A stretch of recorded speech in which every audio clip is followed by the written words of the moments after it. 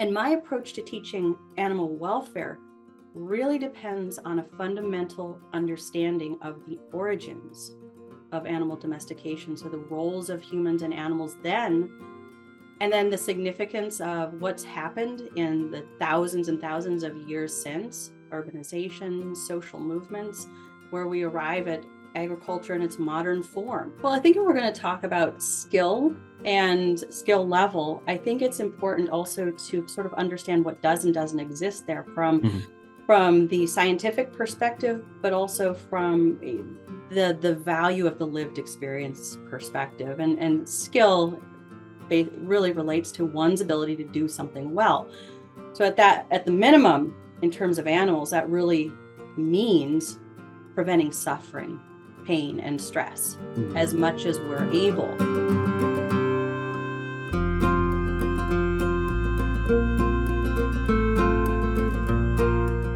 Hello, meat folks. Welcome back to the MeatsPad podcast. It's your happy, hungry host, Phil Bass, back with another animal enthusiast this week. Not necessarily a meat scientist, but definitely one that is connected to the meat world. Dr. Ruth Woiwode. Woiwode? Why Woody? I don't know. Why Woody? It's a very unique name, and maybe we'll get into that the history of the Woiwode clan at some point. But no, that's for another time. But Dr. Ruth is an assistant professor and extension specialist in animal behavior at the University of Nebraska Lincoln, and so thanks for joining us today. Thanks so much for having me, Phil. Yeah. Tell us a little bit about what it is you do there, because before we got to recording, you were mentioning that it is a very unique position, and I would have to agree with that. Not every university animal science department has an animal behavior specialist. I would say at the University of Idaho, where I am, we all try to fit into that role somehow and fit it into our lectures and teaching opportunities, but nothing that is specific. We don't have a specific animal behavior specialist. And so tell us a little bit about what it is that you do there and maybe some of the classes you teach. Sure. Well, I think it's helpful to understand, first of all, that I have a three-way appointment. So as I talk about this, I'll talk about my work in each of those mission areas in teaching, research, and extension or outreach. And understanding that, of course, is key to understanding what I do. But I'll also draw your attention to the idea that animal behavior and welfare, though closely related, are not synonymous. One relies on the other for sure. And again, they're related, and we'll get into that a little bit. So if I'm being a purist, and in each of our disciplines, I think we like to be, I'm not an animal behaviorist. So I can subscribe more to the school of ethology, but also do some really applied research. And we can get into that a little bit more in a minute. I think what probably has some pretty broad reference and application to most of academia would be the approach to teaching. So currently I teach a junior level elective animal welfare class. And as of this spring, we're offering for the first time ever also a fundamentals of animal behavior and welfare class, which is now part of our core curriculum required for all of our animal science undergrads or majors. Wow. And so my enrollment, my teaching contact is quadrupled in numbers this semester alone. So in the middle of a three-way appointment, I have the joy of balancing that. But I can't just express enough how rewarding it is to see their excitement and enthusiasm.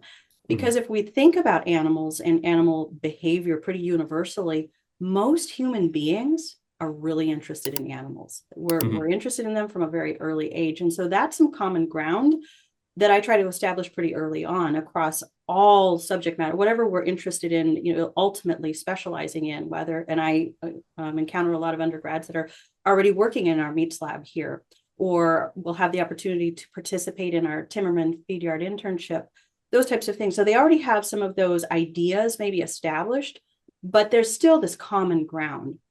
And my approach to teaching animal welfare really depends on a fundamental understanding of the origins of animal domestication. So the roles of humans and animals then, And then the significance of what's happened in the thousands and thousands of years since urbanization, social movements, where we arrive at agriculture in its modern form. Mm-hmm. I asked students to identify why humans were initially interested in domestication of animals, and we engage in group discussion. So they're hearing from their peers as well as just from the one person standing at the front of the room. But while we often agree that the benefits can be summarized as mutual, that we gain from that domestication or even symbiotic, that's rooted in that our need for survival. Humans were interested in animals for food security, and in the inverse is also true, right? Humans provided some shelter and provision and protection for animals as well. But the reality is, if we go back and look at the anthropological roots, the historic roots, is that domestication includes so much more than just those basic needs. It really allows there to be a depth of meaning and quality of life for each. That includes companionship across all species, and particularly even dignity in death. And that's where the work that I do, gets a little bit closer to meat science. They certainly can't be separated from each other. But that approach, I think, has enormous relevance for where we find ourselves in modern agriculture from a couple of perspectives. As we think about the movement that we've seen, especially since COVID and the supply chain interruptions, where the urbanization, the reverse of that is actually true. We're seeing a movement away from urban areas, again, interest in backyard farming. So people without a lot of that generational background, that experience raising livestock, are now interested in having some chickens, maybe having a goat, or maybe a milk cow, being able to provide some of their own food, certainly not all of it. But understanding where it came from is becoming more and more important, again, in today's, in the context we find ourselves. So understanding, again, that common ground, even though their agriculture looks very different in mainstream, if you will, from some of those trends that we see, there's still common ground, and a common ground that can be found. And I think that common ground for our undergrads today, understanding it and being able to talk intelligently about it, is going to serve them well in whatever their roles they may find themselves in agriculture. And so that's why I start there and lay that foundation, because I think that sets them up to be successful and to make meaningful connections with people in all walks of life, wherever their paths take them. Yeah. It's fascinating how you do set the foundation of how humans do have this natural instinct to maybe gravitate towards animals. And I'm sure a lot of that had to do with the early domestication of livestock and other animals. And ultimately the selection of those that maybe interacted well with us, right? Exactly. So, That's a key point, and that's one of the things that when I'm encouraging students to get curious and think back to what the world might have looked like then, and why certain species were domesticated while countless others remain undomesticated to today. I offer the theory that perhaps suggests some choice, and the idea that beyond just our interests, right, that there was certainly an interest on the part of the animals that became domesticated, and why. What are the characteristics of those animals that are so different from others, or more compatible with domestication? And just as you said a moment ago, that idea that we've been interested in animals, observing their behaviors, watching them as we coexist and live in close proximity to them. But I tease my students a little bit. Don't kid yourselves. They've been watching us too, and they're watching us all the time. They rely on observation as its survival value, right? So all of the behaviors of their conspecifics, their same species, and many other species around them, humans included, have always had enormous survival value. And they're really, keyed in to that type of information in a way that we aren't. But it goes so much deeper than just survival. And as we think about some of going back to our basic roots in psychology, whether whether the concept or the principle can be applied to humans or animals, I think it holds true for both. And that's Maslow's hierarchy of needs, right? First, Mm-hmm. we're interested in our basic needs for survival. We understand that in animal species, right? If an animal is, if we can't get them comfortable enough in the environment that we manage them in, we can't get them to breed and reproduce, right? Mm-hmm. So there has to be a certain level of comfort, but they have to be able to survive first before those secondary needs are met. And ultimately reproduction, right, serves the a function in terms of survival for an animal. But once we have those basic needs met, then we start to look more at quality, right? As a life kind of opens up, whether that's Mm-hmm. from, we characterize it from a human lens, but it really is true for animals. That you see their shift in behavior from, if they've been frightened, experienced pain or fear, and they've been in fight or flight mode, when they change and when they realize that they're safe, right? They're able to sort of release that energy. They physically discharge energy that has been generated as a fight or flight response. So they Mm-hmm. process it, they get rid of it, and then when they're feeling safe enough, they're able to go about their life. Oftentimes, first that'll be drinking, next eating, then it might look like grooming, another animal or just interacting with them. So we go from survival to, okay, we escaped, we survived, our basic needs met. What's happening around us? Mm-hmm. And if we dig a little bit deeper into that idea of choice, which is, that's an ask for some, for sure. And I argue that there's a pretty powerful argument just in the number of species that remain undomesticated, and that's a pretty compelling Mm-hmm. body of evidence. And so what then we think about motivation, right? We can certainly recognize and categorize the human motivation for domestication of animals, and beyond even survival, companionship, draft, right? All of the things that we recognize humans have benefited from that relationship by. But what beyond that? So if we think about consumption, not only of products that can be accessed while animals are still living, what about then the consumption of meat? And how does that fit? What motivates an animal then to engage in and enter into, this dynamic that ultimately may result in the ultimate sacrifice? Mm-hmm. That begs the question then, what do we all know to be true about life? And here we are, and as sophomores in college, having to come to grips week one of class with our Yeah. mortality, right? The reality of life is death. So it's inevitable for all life forms, Yeah. for us included. And if I were to imagine what it would be like being an animal, Dr. Temple Grandin was one of the ways she described it was, it has stayed with me for years, and it's that idea that nature is cruel, but we don't have to be. Mm-hmm. So there's this added idea of what we have, the value that we give to animals, that we bring to them in domestication, has to be enough to be worth that sacrifice. And so beyond just getting their basic needs for survival met and a pretty decent quality of life, there also needs to be dignity in death, and a sense Mm-hmm.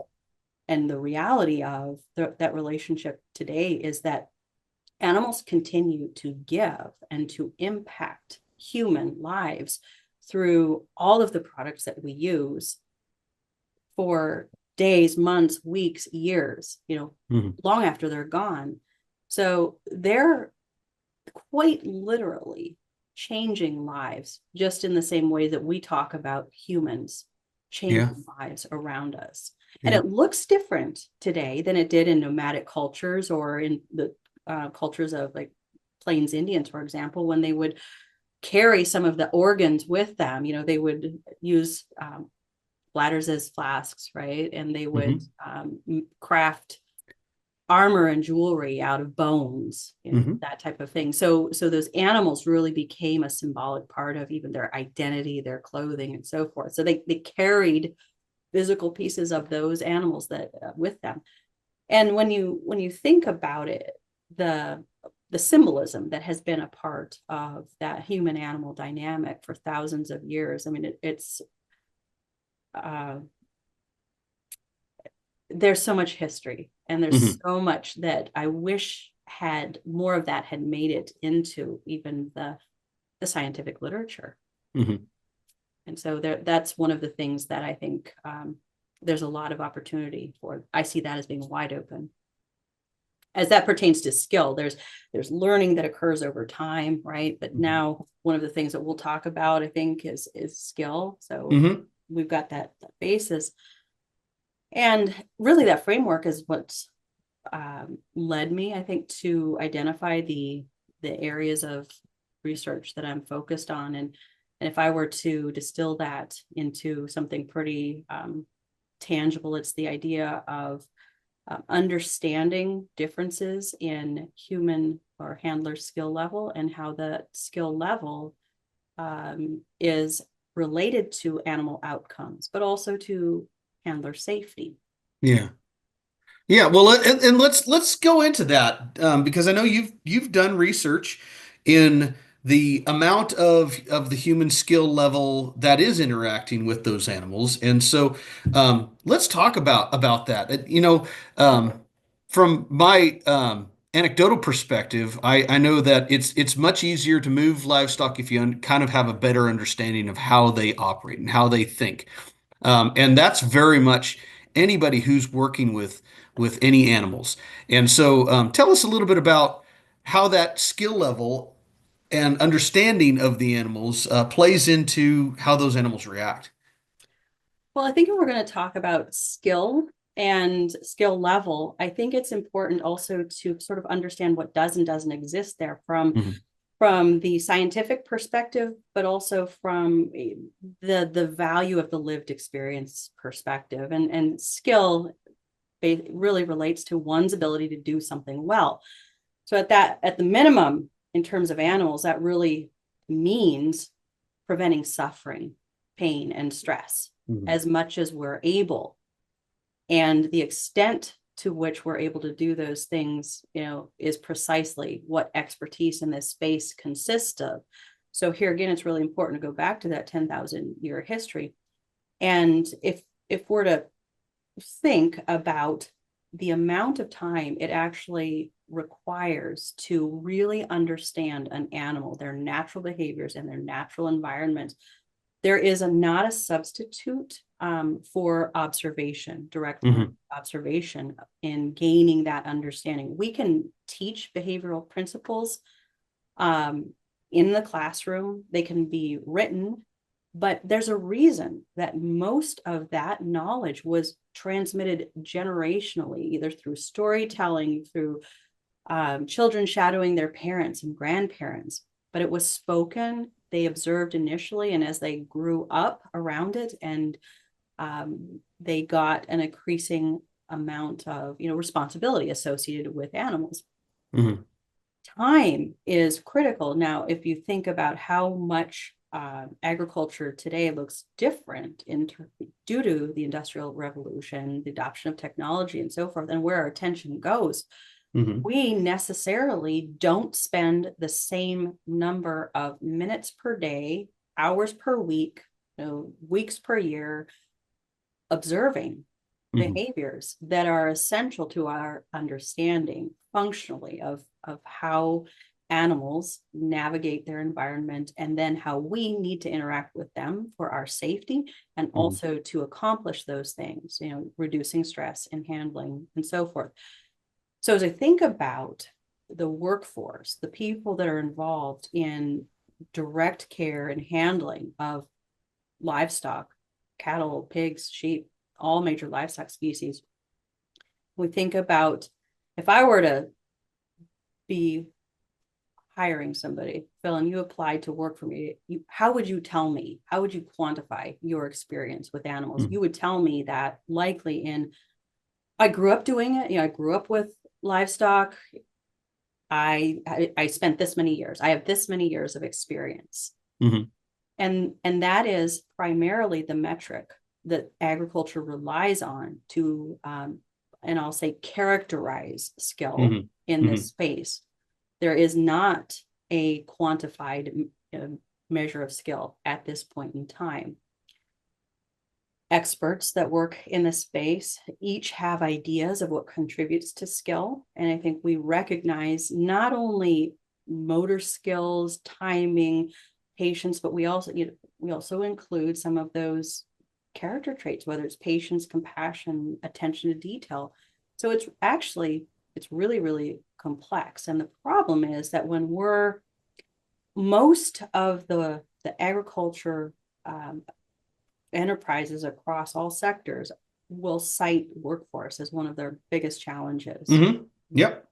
Recruiting, identify talent, people that want to do hard physical labor, and then retaining them. And then we throw in the added risk of working, especially with cattle. It's true, of course, for other species too, but working in close proximity with large animals is high risk.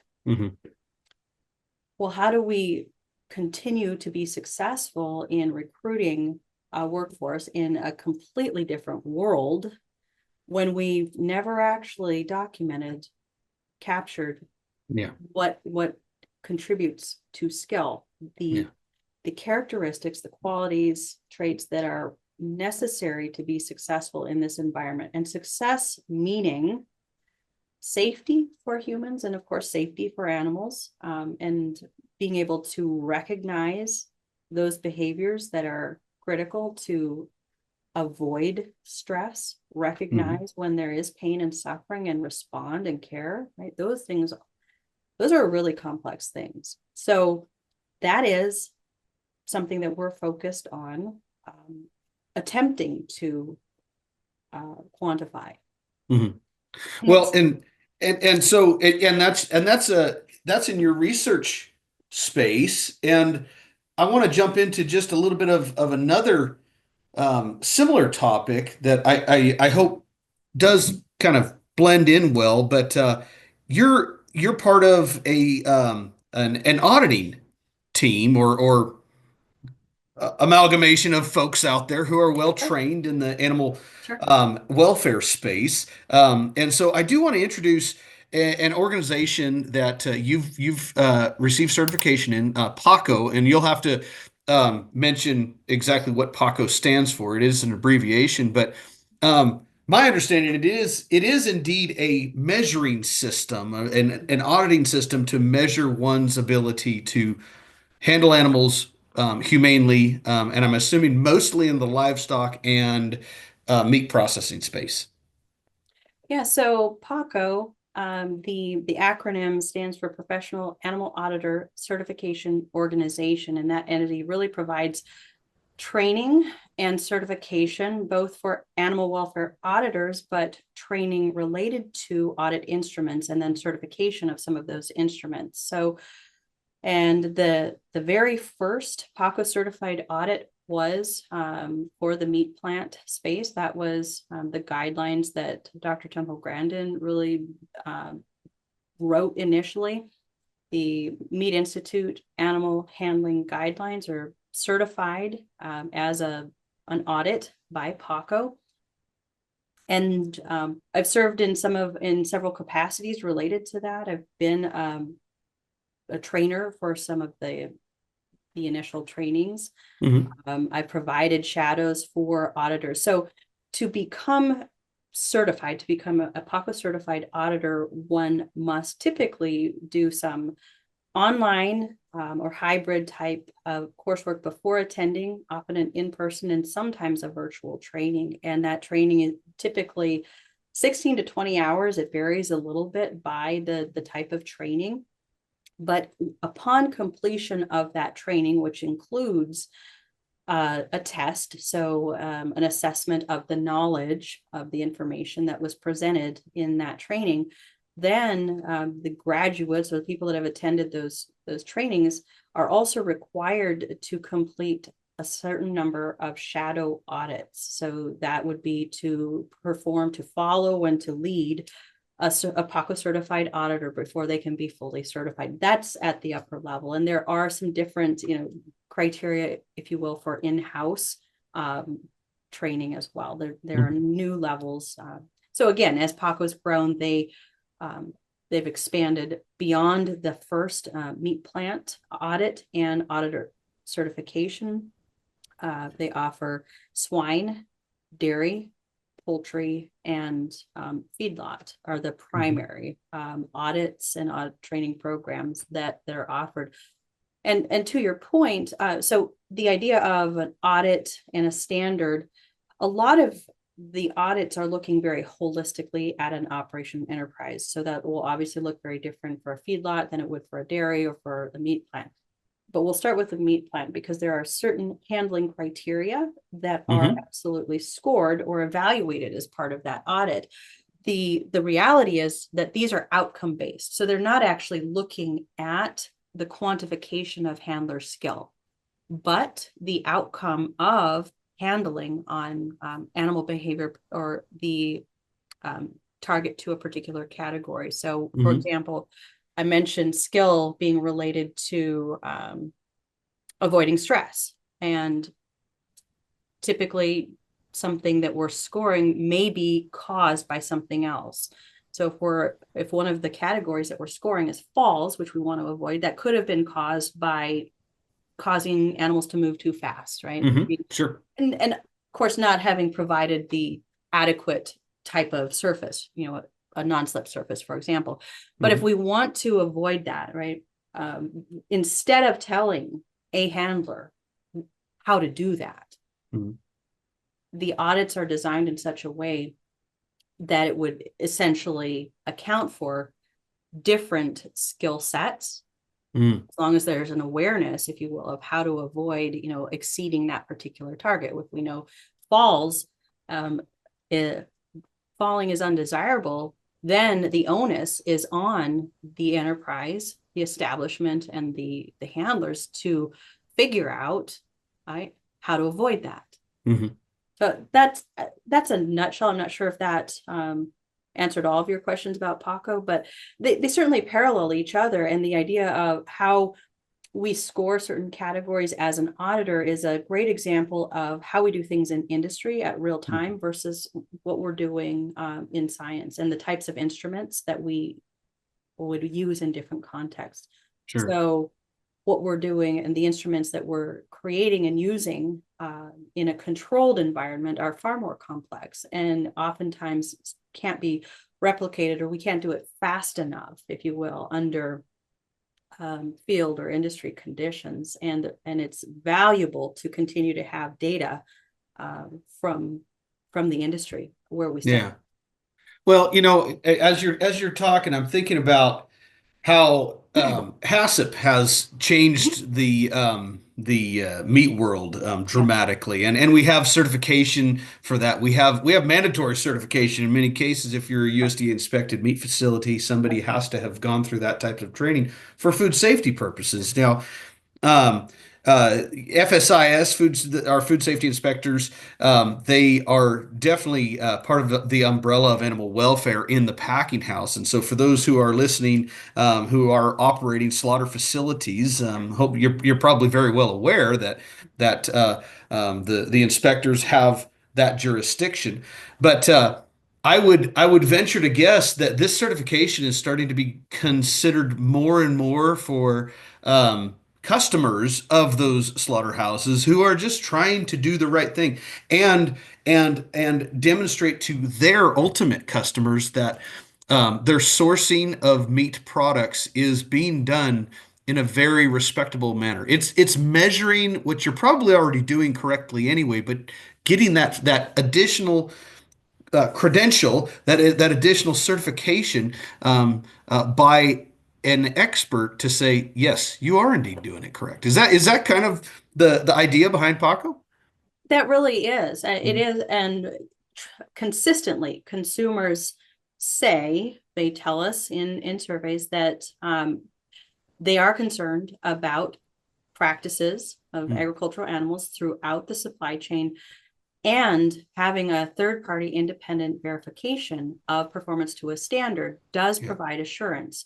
They can appreciate that they don't know all of the daily ins and outs requirements of animal care and food production at every step of the way, but having that independent, true third-party role is definitely connected to their confidence And that's what, and I appreciate again the use of the term credential. So having certified PAACO auditors is critical. It ensures that they have met a specified standard, both of understanding the knowledge and then having demonstrated the skill required to perform to that standard as an auditor. And similarly, the standards that PAACO certifies for animal care, if you will, in all of these sectors is definitely based on science and outcomes that are somewhat borrowed from the HACCP idea, the idea of managing relatively few points or measuring relatively few points that are indicators of many management practices upstream. And that's the beauty of both understanding where meat science, HACCP, and that everything comes into, it intersects, particularly from the packing plant forward, if you will. Yeah. So, and go ahead. Oh, well, I was just going to say, you continue to mention the instruments and facilities, and I like how you said that exactly how HACCP utilizes specific points to measure for outcomes, yet it is the entirety of the process that ultimately influences those specific points and outcomes. And so, how much does facility design? It's something I wanted to pick your brain about just a little bit and influence that process. We've already talked about the human interaction part, but then facility design, and especially if there are those out there that may be considering updating facilities, things to really focus on to make sure that if indeed we have a certification program come through, we're going to meet those requirements. Yeah, I think even whether we're talking about humans interacting with animals, so animal handling, or that occurs in an environment. And then the closer we get to harvest, the more confinement is usually involved in that. So our handling facilities, particularly where we fall under federal regulation, federal oversight, is very important. And many of the PAACO certified audit standards also have similar requirements. Flooring, so the surface that animals walk on is one of those that's understood to be universally true, because an animal can slip and fall through no fault of a handler, and that can be poor flooring. They might have and animals are sensory creatures, so they rely on their five senses far more than people do, and primarily vision and hearing would be what we recognize to be the two that influence them the most. And what do we do when we move animals? Oftentimes we'll make sound. We'll whether we're waving a flag or we're carrying a rattle paddle, maybe a plastic bag, something that will make some sound that signals our position relative to them. Because if they don't see us, it's really important for them to be able to determine where people are. But from a facility perspective, whether we're using solid sides, sheeted sides in our facilities, or whether the idea that vision and what an animal sees, which is different than what a human sees, is really, really important. And one of the things a tool that I use to help illustrate this for if I'm doing some consulting in a plant related to handling, and we'll maybe take a picture of their facilities, and then we'll look at it in grayscale. And so the contrast that an animal sees versus what a human sees is dramatically different.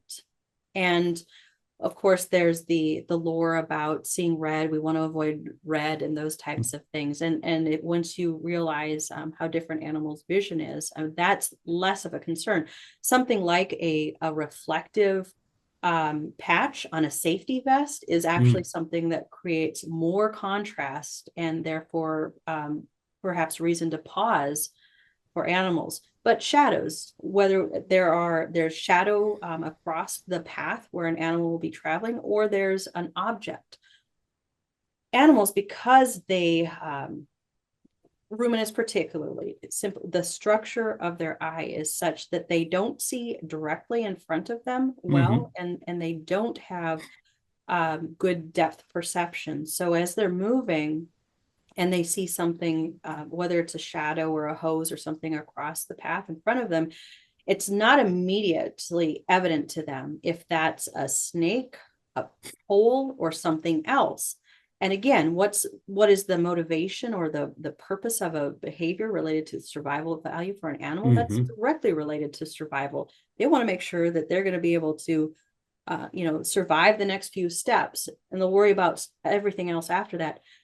They judge depth and make those determinations by slowing and lowering their head. Mm. What do we tend to do, especially when we're operating under time constraints, right? And animals slow down, we get in a hurry. We try to, we typically apply more pressure, whether that's using sound, raising our voices, whistling, right, calling, um, and maybe making contact with a handling aid as well. Oftentimes, if we actually give them a little bit more space visually and a little bit of room and time to determine that that's safe, they'll willingly move forward. Hmm.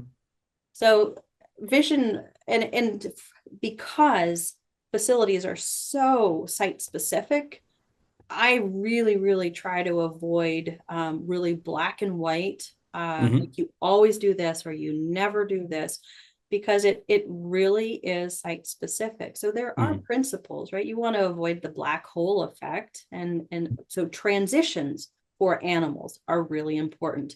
And if we're moving from outside pens to the inside and we have a change in flooring right at a transition where we're going through a wall, now we have two factors, right? And so again, if we're thinking about it systematically, I encourage people when they're thinking about facility design to really consider these transition points and minimizing the number of variables that are present in those transition points. So we don't want to change our flooring when we're going through a wall. If the flooring pattern, a mat, can provide consistency there, we've reduced one of those variables. Mm. So we're thinking more like animals think, and we're trying to identify friction points and systematically, remove some of those variables so that movement can be more natural.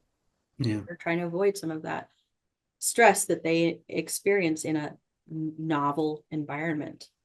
sure. Well, I mean, this is we've covered a lot. I know we could talk for another 3 hours. We won't do that to our listeners out there, and I won't do that to Ruth because I'm sure, has other great things going on today. But I want to recap just a little bit, and kind of bring to the attention for our maybe smaller to medium size slaughter facilities out there that. Oftentimes, and you mentioned it, Ruth, that to bring folks into our world, the animal agriculture world in general, but meat processing in particular, labor is a big deal. Okay, and we can fix a lot with facilities and equipment, and I know Temple has talked about this in the past. You can only fix half your problems with equipment and facilities. The other half is the human interaction part. And we have to remember, especially for the little processors out there who really struggle to bring in and hold on to talent. I get it. But we need to have experienced people in the pens, and to take that brand new kid right out of high school and shove them in the let's be honest, in the dirty hard part of the plant where you're pushing livestock. Make sure we have somebody there who knows what's going on. Get these people trained. And honestly, let's get some of our best people out there working with the animals. It's the right thing for the animal, but ultimately it's going to be the right thing for the meat product too. So let's not forget that part. So I can't stress enough that it is an entire network of a system that has to be in play when we're working with animals. I want to double down on a few nuggets that you mentioned. Grayscale, that's something that I never think of, but yeah, a reflector on a vest. That's going to be a huge contrast if we're thinking in grayscale, which we always think in color for those who can see color, and livestock can't necessarily have that. And so we're looking at those contrasts. And then I'm just going to summarize a little bit of what you said with slowing down, but there's the old cowboy adage, slow is fast, fast is slow. Give these animals a chance to see what's there, and you won't have to push them in most cases, right? That's right. Yeah. Absolutely. One of the common mistakes that I see is when animals hesitate when we're moving them, particularly in a plant. And this is typically where handler injuries will then occur. Hmm. So when animals start to hesitate, we apply more pressure. And the reality is that they're experiencing so much visual pressure, right? What is their reflex? What do they go back to? What's their default mode? Their default Hmm. mode is fight or flight. If they don't have the time to assess the risk of what's in front of them, they're going to go back where they came from. Yep. And so handlers, as cattle slow, almost always, I mean, it is I say instinct, but I think it's an example of a learned bad behavior. We apply more pressure. So Yeah. now cattle, any of the livestock that we're moving are feeling pressure, and so much pressure behind them, and pressure about the unknown. What that tendency, Temple talks about it all the time, to go back to where they came from. So they're going to turn, they're going to start looking for options. And now we have a handler in really close proximity. And so Hmm. what I typically coach handlers to do in that environment is the exact opposite of what they think is intuitive. And it's to step back, to give them more space, to Yeah. actually remove pressure. And because, first of all, it's critical for their safety, Yeah. especially if you're dealing with larger groups. It's always critical for safety. But by giving them enough space, sometimes we have to back up a ways, but we can, with enough space, take enough pressure off, get that group stopped, and give them a little bit of time to again turn around and re-examine where they're going. Hmm. Once again, if we slow down and we give them time to reason through things, to explore what they need to resolve those concerns, they're far more willing to do things on their own. And that's really the goal. I mean, if Yeah. we're going to lose in the physics, Yeah. of war. So we've got to be a little bit smarter. And smarter in this context means really understanding what's driving them, what is motivating those behaviors. And the unfortunate reality is that what you hear oftentimes when um, cattle hesitate, or any animal hesitates, and they start turning around, and a handler starts to lose control of the situation, they start to oftentimes express frustration, right? Yeah. Verbally. And it's so there's a lot of opportunity. I appreciated what you said, that idea of getting some of your most skilled Hmm. people out there.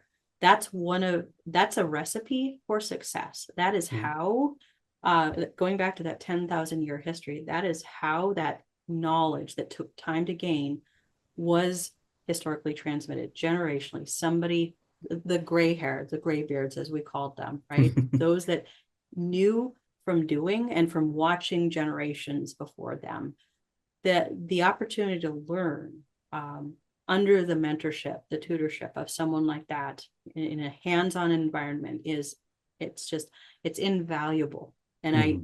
I can't stress that enough as it pertains to continuing all of the changes related to that are driven by technology that we've seen and will continue to see. We're dealing with domesticated animals that really exist as a condition of human contact. Yeah.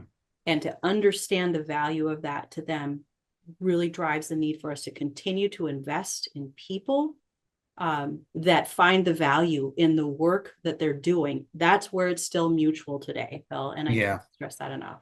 I agree 100%. I mean, all the way down to the guy loading boxes in the truck. You have to have the right people doing the job, Right. and you're gonna get it done correctly and well if you Yep. have if you've made the investment in the person. That's exactly right. And contrary to not contrary, but counter to the box uh, analogy, the box isn't going to fight back other than gravity. Right. Livestock can, and you can put yourself in a pretty dangerous situation if you don't know what you're doing. Yeah, and that's why skill is especially critical Mm, when working with animals, because if we're looking at Department of Labor statistics, one thing that should make us all wake up as we think about what we need to do to support this industry, for approximately the 5-year period most recently reported, death among agricultural workers, for those that were involved in crop production, those were on a steady decline. And for those that were involved in animal production over the same period, death from mm, injury was on a steady incline, mm. at the rate of approximately, I believe, if I'm citing it correctly, 22 in approximately every 200,000, which is enormous when we think about it, and we think about the impact of that on lives. Obviously, the life Yeah. lost, but the family surrounding those people. But what's really most important is both industries were adopting technology at that same time. The Mm, reality is that we can operate autonomous vehicles, we can adopt technology in environments where there isn't the autonomy of an animal. And mm. that's what's so different. And that's why we've got to be really intentional about investing in people and ensuring that we continue to keep people involved in animal care and handling. Yeah. Yeah, those livestock don't have a lockout safety switch, and so let's be real about that. So to kind of wrap things up a little bit, I like to ask folks about how they got to where they are, and I think this is a really good transition because you're mentioning the teaching, and you have had some pretty amazing mentors, and so maybe how did you get involved in this space initially? What drew you to it? And tell us a little bit about your background. Well, I grew up on a homestead operation in North Dakota, so I probably was riding horses about as early as I could walk, and I broke all the rules. I was out barefoot among horses, but I grew up with them. I understood their behavior. I was really comfortable with them, and so animals were an essential part of my childhood growing up. I found a lot of meaning there, and I worked across species. And I don't think I could have predicted that this is where I would be. In fact, at one point in my life, I really didn't want to pursue any education beyond high school. I was fed up at one point in time. Mm, And my trajectory has always been a little non-traditional, and is going back to where our paths crossed at Colorado State University. When I went back to school to complete a bachelor's, thinking as a single mom, mm, thinking that I was headed for vet school because I knew I wanted to work with animals, but I also wanted to achieve a professional degree. mm, There were a couple of reasons. I had spent a lot of time examining that. I'd already earned a business degree. I had worked in business and business administration, and I it would be I'd be remiss if I didn't say even the enthusiasm of people, and by exposing myself to really broad experiences while I was completing my undergrad at CSU. I meets judged and did other things, and the enthusiasm and all of those experiences um, left lasting impression on me. mm. Your enthusiasm, our paths initially crossed in ANEQ 360, and your approach to fabrication. I mean, I recall some of those details to this day, and it was because of the enthusiasm, right? The meaning that you found in what you were doing. And that was inspiring then. And that is one of the things that really, I think, has brought me here today, is when we experience that from Mm. mentors. I was mentored, of course, by Dr. Temple Grandin, but by Gary Smith, Keith Belk, Daryl Tatum, and others. And when you've had those experiences and had people like that invest in you, you don't have a choice but to find ways to pay it forward and hopefully help provide opportunities for others to experience that wonder Mhm. and perhaps see these possibilities open up that they would have never considered. And that's one of the most rewarding things that I do today. Ruth, I can't thank you enough. Thanks for being on. Thanks for having me. It was great to reminisce. Yeah, absolutely.